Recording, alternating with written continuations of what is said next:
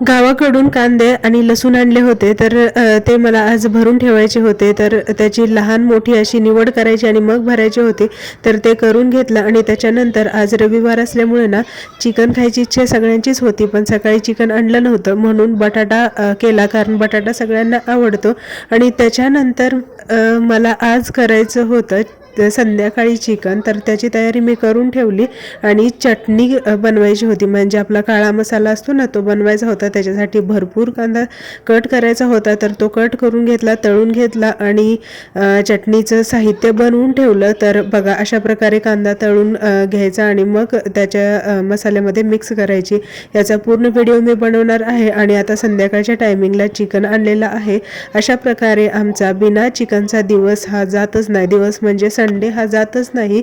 तर याही Sunday chicken आणलेलं आहे आणि आमचा रविवारचा दिवस पूर्ण झालेला आहे. तर हा व्हिडिओ कसा वाटला मला नक्की सांगा.